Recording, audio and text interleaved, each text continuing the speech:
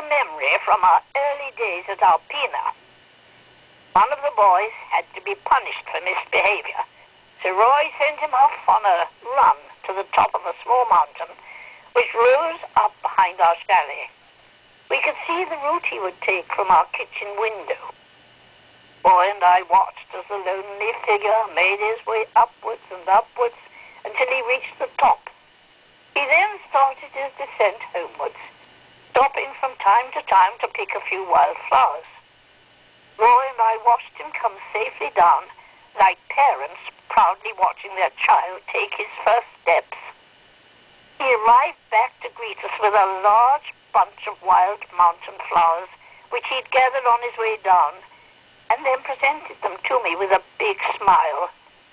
We'd forgotten he'd been on a punishment run, and like parents were delighted to welcome him back, with a hug from me for my lovely flowers, and a well done and a pat on the back from Roy.